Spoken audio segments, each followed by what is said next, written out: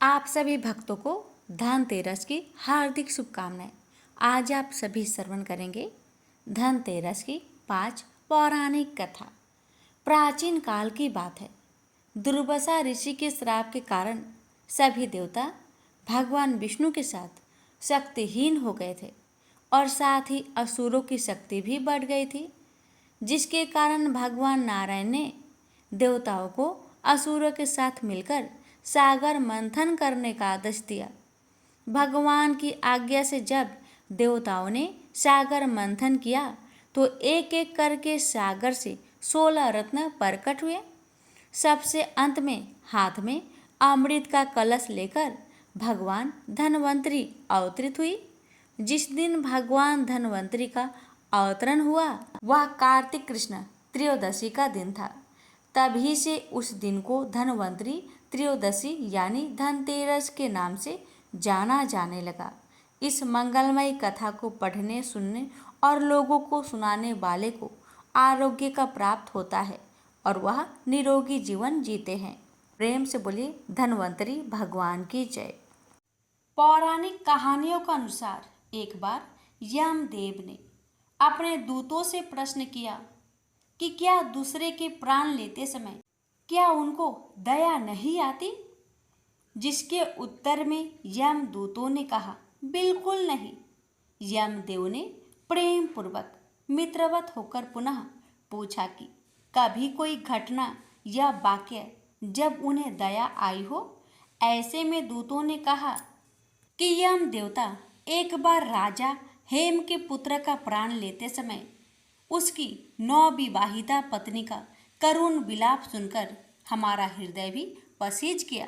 इच्छा हो रही थी कि उसके प्राण न ले, क्योंकि वह तो अल्पायु था। मात्र 16 वर्ष की अवस्था में उसके प्राण शरीर से बाहर आ रहे थे। लेकिन विधि के विधान के अनुसार हम चाहकर भी कुछ नहीं कर सके। इस घटना को सुन यमदेव ने पूरा वृत्तांत पूछा। यमदूत ने बताया कि हंस नाम का एक प्रतापी राजा था। वह शिकार खेलते खेलते हेमराज के राज्य में पहुंच गया। भूख प्यास से व्याकुल राजा हंस का राजा हेमराज ने भव्य आतिथ्य किया। उसी दिन हेमराज को एक पुत्र की प्राप्ति हुई, जिसके नाम को लेकर ज्योतिषी ने भविष्यवाणी करते हुए कहा कि इस बालक के विवाह के चौथे दिन इसकी मृत्यु निश्चित है। इस बात से हेमराज काफी दुखी हुआ।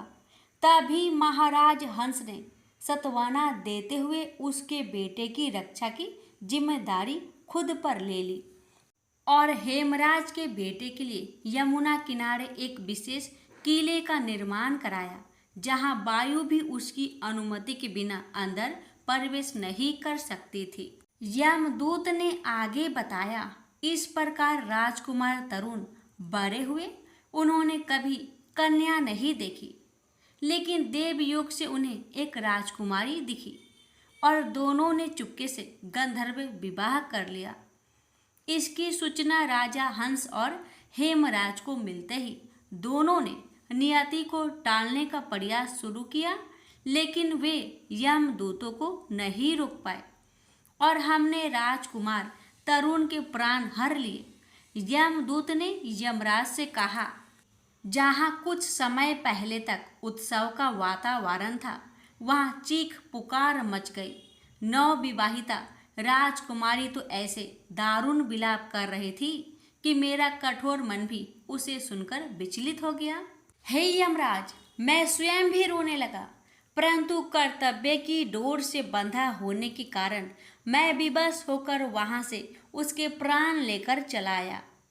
यमदेव भी यमदूत की बात सुनकर विचलित हो गए और इस प्रकार दोनों के बीच काफी बातें हुई और अकाल मृत्यु के दोष मुक्त होने को लेकर दूत के अनुरोध पर यमदेव ने कहा कि जो प्राणी कार्तिक कृष्ण पक्ष की त्रयोदशी की रात में मेरा पूजन करके दीप माला से दक्षिण दिशा की ओर मुंह वाला दीपक जलाएगा, उसे कभी अकाल मृत्यु का भय नहीं रहेगा। साथ ही दीपक जलाते समय उस जीव को जीवन भर धर्म मार्ग पर चलने का वचन भी देना होगा। जो ऐसा करेगा उसकी कभी अकाल मृत्यु नहीं होगी। वह समस्त सुखों का उपभोग करने के उपरांत ही मृत्यु को प्राप्त होगा। मान्यता है कि तब से ही कार्तिक कृष्ण पक्ष की त्रयोदशी यानी 13 की रात यमराज की पूजा का विधान शुरू हुआ। प्रेम से बोलिए धर्मराज भगवान जी की जय। यह बात उस समय की है जब कामीपल्य नगर में एक यज्ञदत्त नाम का एक ब्राह्मण रहता था, जो यज्ञ विद्या में पारंगत था। उसके गुणनिधि नामक एक पुत्र था, जिसकी आयु उस समय 8 वर्ष की थी और उसका यज्ञोपवीत हो चुका था। उसने भी बहुत सी विद्याएं सीखी थी, परंतु पिता से छिपकर वह जुआरी, खेलकूद में संलग्न और गाने बजाने वालों के साथी हो गया।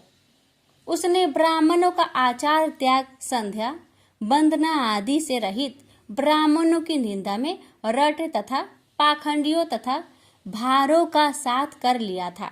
माता के कहने पर भी वह पिता के समीप नहीं जाता और पिता तो घर के कार्य और शादी में संलग्न रहा करता।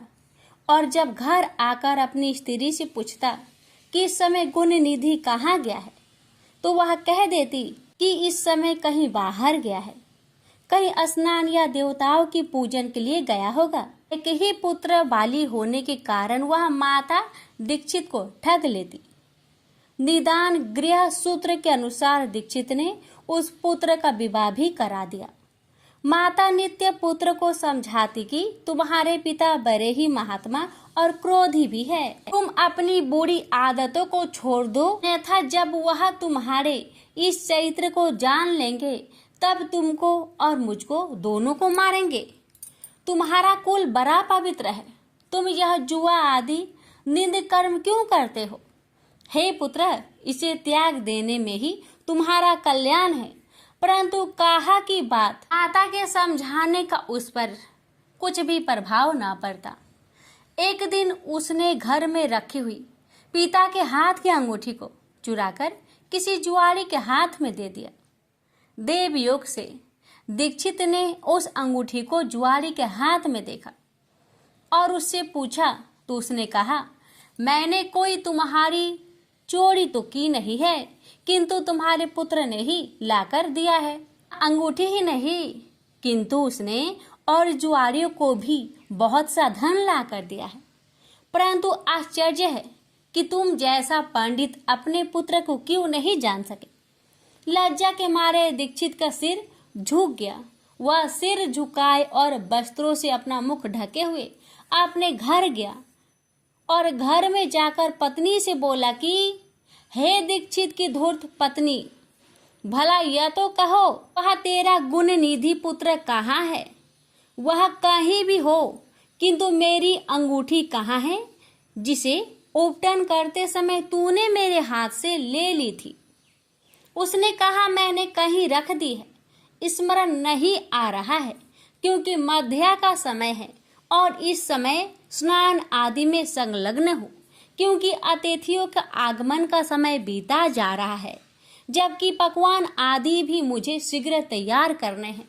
पूजा की सामग्री भी तो अभी एकत्र ना कर सकी हूँ। दीक्षित ने कहा, सत्य है, हे असत्य, पुत्र को उत्पन्न करने वाली तू बड़ी सत्यवादिनी है। इसी से तो जब जब मैं पूछता था कि कहाँ गया है, तब तब तू मुझे अपनी बातों में बहला दिया करती थी। पत्नी से ऐसा कहते हुए ब्राह्मण यज्ञदत्त घर की और चीजें ढूंढने लगा, परंतु जब एक भी चीजें ना मिली, क्योंकि पुत्र ने उन्हें जुए में दे डाला था और उसकी माता पुत्र की ममता परकर उसके दोषों को छिपाती फिरती थी, तब सारा दोष अपनी पत्नी का जानकर उस ब्राह्मण ने जल लेकर स्त्री पुत्र को तिलांजलि दे दी और किसी क्षेत्रीय ब्राह्मण की कांता से अपना दूसरा विवाह भी कर लिया। अब यह समाचार दीक्षित के पुत्र को मिला तो वह गृह त्याग कर कहीं दूर जाकर अपने भविष्य की चिंता करने लगा। कभी माता की ममता का स्मरण, कभी पिता की धर्म यज्ञता और कभी अपनी मूर्खता पर पश्चाताप करने लगा। निदान भूख प्यास से पीड़ित संध्या का समय एक शिव मंदिर के पास जाकर बैठ गया, जहां शिवरात्रि के व्रत में शिव जी के पूजन हेतु सब परिवार समस्त सामग्रियों से युक्त होकर आया। जब वह सब प्रकार की शिव की पूजा कर चुके और घर से लाए हुए पकवान आदि उन पर चढ़ा चुके, तब भूख से पीड़ित यज्ञदत्त का पुत्र उसे कैसे ग्रहण करे, इसके लिए वह मंदिर की आड़ में छिपकर सब देखता रहा। जब वे लोग पकवान आदि चढ़ाकर किंचित विश्राम करने लगे, तो उनकी आंखों में झपकी आते आते यज्ञदत्त का पुत्र धीरे से उठकर मंदिर में प्रवेश कर गया और जो कुछ भोग चढ़ा था सब लेकर चंपट हो गया। किंतु उस क्षण उसके पैर की धमधमाहट सुनकर वे सोए हुए लोग जाग उठे और चिल्लाते तथा दौड़ते हुए उसका पीछा किया। नगर के लोगों ने भी उसे खदेड़ा और नगर के रक्षकों ने तो उस भागते हुए को ऐसा मारा कि वह क्षण भर में ही अंधा हो गया। अभी तक उसने उस नेवत को खाया भी नहीं था कि इतने में यम के दूतों ने आकर उसे बांध लिया। परंतु जो ही वे उसे ले जाना चाहते थे कि दिव्य विमान पर बैठे हुए शूलधारी शिव जी के पार्षद भी उसे लेने के लिए वहां आ गए और बोले कि हे यमराज के गणों, अब इस परम धर्मात्मा ब्राह्मण को छोड़ दो, क्योंकि इसमें कोई पाप शेष नहीं रहा। यम के दूतों ने शिव जी के पार्षदों को नमस्कार कर कहा, नहीं, आप नहीं जानते, यह बड़ा पापी और अपने धर्म कर्म से नष्ट, कुल के आचार से हीन और अपने पिता का बड़ा शत्रु है। यह देखो, इसने शिव जी का निर्माल्य भी चुराया है। शिव निर्माल्य के भक्षक और उल्लंघन करने वाले को तो छूने से भी पाप लगता है, परंतु धर्म जैसी जानकारी आप सबको है वैसी हम सबको नहीं है। अतएव यदि इसमें कुछ धर्म का लेस हो तो हमें भी सुनाइए। अब शिव जी के किंकर उन पार्षदों ने कहा कि हे यमदूतों, इस यज्ञदत्त के पुत्र ने जहाँ बहुत से पाप किए हैं, वही इसने पाप रहित धर्म भी किए हैं। जैसे लिंग के सिर पर गिरती हुई दीपक की छाया को इसने निवारण किया और रात्रि में इसने अपना वस्त्र फाड़कर दीपक में बत्ती डाली। प्रसंग बस इसने शिव महापुराण की कथा का श्रवण भी किया तथा ऐसे ही और भी कार्य किए हैं। व्रत रहकर इसने शिव जी की पूजा का दर्शन किया, स्थिर चित्त से द्वार पर बैठा रहा। इस कारण यह अभी हमारे साथ शिवलोक को जावेगा, कुछ दिनों तक वहां रहेगा, फिर पाप रहित होकर यह कलिंग देश का राजा होगा, क्योंकि यह ब्राह्मण श्रेष्ठ निश्चय ही शिव का प्रिय है। तुम लोग प्रसन्न हो, अपने लोक को जाओ। ब्रह्मा जी कहते हैं कि यह सुनकर यम के दूत जहां से आए थे वहीं अपने लोक को चले गए। सब समाचार यमदेव से कहा। यमराज ने भी हर्ष से उनकी बात स्वीकार की। फिर तो यमदूतों से चुराया गया वह ब्राह्मण शिवगणों द्वारा शिवलोक को गया और वहां शिव पार्वती की सेवा से लौटकर कलिंग देश का राजा हुआ। हाँ, उसका नाम अरिंदम पड़ा। उसने अपने राज्य में शिव भक्ति का अच्छा प्रचार और प्रसार किया और शिव मंदिर में रत्नों के दीपक जलाते रहने से वह अलकापति हुआ। शिव जी की थोड़ी भी सेवा बहुत फलदायक है। यज्ञदत्त के पुत्र गुण निधि का यह चरित्र जो भी सुनेगा उसकी सब कामनाएं पूर्ण होगी और उसे बड़ा संतोष प्राप्त होगा। तो प्रेम से बोलिए हर हर महादेव, माता पार्वती की जय। एक समय भगवान विष्णु मृत्यु लोक में विचरण करने के लिए आ रहे थे। तब लक्ष्मी जी ने भी उनसे साथ चलने का आग्रह किया। तब विष्णु जी ने कहा, यदि मैं जो बात कहूँ तुम अगर वैसा ही मानो तो फिर चलो। तब लक्ष्मी जी उनकी बात मान गई और भगवान विष्णु के साथ भूमंडल पर आ गए। कुछ देर बाद एक जगह पर पहुंचकर भगवान विष्णु ने लक्ष्मी जी से कहा कि जब तक मैं न आऊं तुम यहाँ ठहरो, मैं दक्षिण दिशा की ओर जा रहा हूँ, तुम उधर मत आना। विष्णु जी के जाने पर लक्ष्मी जी के मन में कौतूहल जागा कि आखिर दक्षिण दिशा में ऐसा क्या रहस्य है जो मुझे मना किया गया है, और भगवान स्वयं चले गए। लक्ष्मी जी से रहा न गया और जैसे ही भगवान आगे बढ़े लक्ष्मी जी भी पीछे पीछे चल पड़ी। कुछ ही आगे जाने पर उन्हें सरसों का एक खेत दिखाई दिया जिसमें खूब फूल लगे थे। सरसों की शोभा देखकर वह मंत्रमुग्ध हो गई और फूल तोड़कर अपना श्रृंगार करने के बाद आगे बढ़ी। आगे जाने पर एक गन्ने के खेत से लक्ष्मी जी गन्ने तोड़कर उसका रस चूसने लगी। उसी क्षण विष्णु जी आए और यह देख लक्ष्मी जी पर नाराज होकर उन्हें श्राप दे दिया कि मैंने तुम्हें इधर आने को मना किया था, पर तुम न मानी और किसान की चोरी का अपराध कर बैठी। अब तुम इस अपराध के जुर्म में इस किसान की 12 वर्ष तक सेवा करो। ऐसा कहकर भगवान उन्हें छोड़कर क्षीर सागर चले गए। तब लक्ष्मी जी उस गरीब किसान के घर रहने लगी। एक दिन लक्ष्मी जी ने उस किसान की पत्नी से कहा कि तुम स्नान कर पहले मेरी बनाई गई इस देवी लक्ष्मी का पूजन करो, फिर रसोई बनाना, तब तुम जो मांगोगी मिलेगा। किसान की पत्नी ने ऐसा ही किया। पूजा के प्रभाव और लक्ष्मी जी की कृपा से किसान का घर दूसरे ही दिन से अन्य धन, रत्न, स्वर्ण आदि से भर गया। लक्ष्मी जी ने किसान को धन्य धान्य से पूर्ण कर दिया। किसान के 12 वर्ष बड़े आनंद से कट गए। फिर 12 वर्ष के बाद लक्ष्मी जी जाने के लिए तैयार हुई। विष्णु जी लक्ष्मी जी को लेने आए तो किसान ने उन्हें भेजने से इनकार कर दिया। तब भगवान ने किसान से कहा कि इन्हें कौन जाने देता है, यह तो चंचला है, कहीं नहीं ठहरती, इनको बड़े बड़े नहीं रोक सके। इनको मेरा श्राप था, इसलिए 12 वर्ष से तुम्हारी सेवा कर रही थी। तुम्हारी 12 वर्ष सेवा का समय पूरा हो चुका है। किसान हठ पूर्वक बोला कि नहीं, अब मैं लक्ष्मी जी को नहीं जाने दूंगा। तब लक्ष्मी जी ने कहा कि हे किसान, तुम मुझे रोकना चाहते हो तो जो मैं कहूँ वैसा करो। कल तेरस है, तुम कल घर को लीप पोत कर स्वच्छ करना, रात्रि में घी का दीपक जलाकर रखना और सायंकाल मेरा पूजन करना और एक तांबे के कलश में रुपए भरकर मेरे लिए रखना।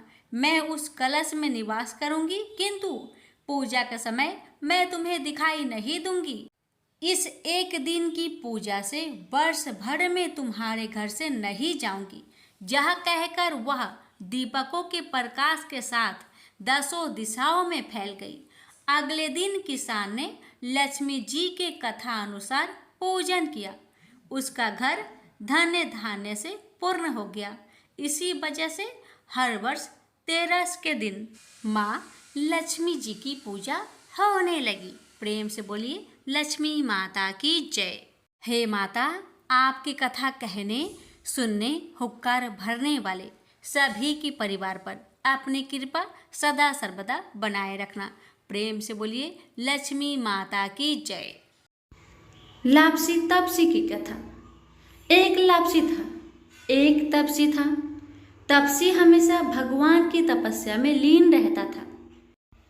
लापसी रोजाना सवा सेर की लापसी बनाकर भगवान का भोग लगाकर जीम लेता था। एक दिन दोनों लड़ने लगे।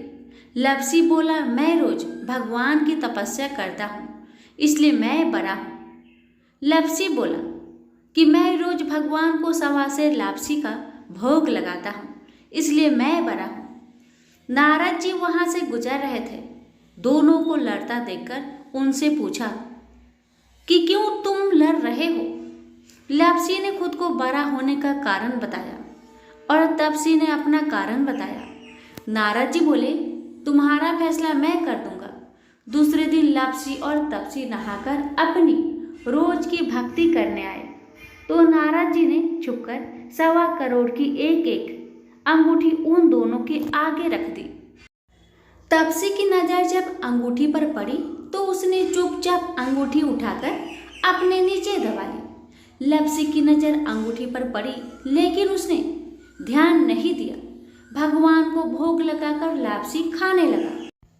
नारद जी सामने आए तो दोनों ने पूछा कि कौन बड़ा। तो नारद जी ने तपसी को खड़ा होने को कहा। वो खड़ा हुआ तो उसके नीचे दबी अंगूठी दिखाई पड़ी।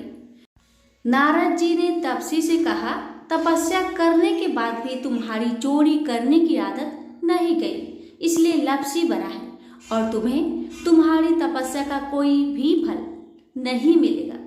तपसी शर्मिंदा होकर माफी मांगने लगा। उसने नारद जी से पूछा, मुझे मेरी तपस्या का फल कैसे मिलेगा।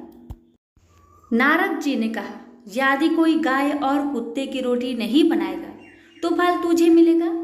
यदि कोई ब्राह्मण को भोजन करवाकर दक्षिणा नहीं देगा तो फल तुझे मिलेगा। यदि कोई साड़ी के साथ ब्लाउज नहीं देगा तो फल तुझे मिलेगा। यदि कोई दिए से दिया जलाएगा तो फल तुझे मिलेगा। यदि कोई सारी कहानी सुने लेकिन तुम्हारी कहानी नहीं सुने तो फल तुझे मिलेगा। उसी दिन से हर व्रत कथा कहानी के साथ लप्सी तपसी की कहानी भी सुनी और कही जाती है। प्रेम से बोलिए लक्ष्मी नारायण की जय।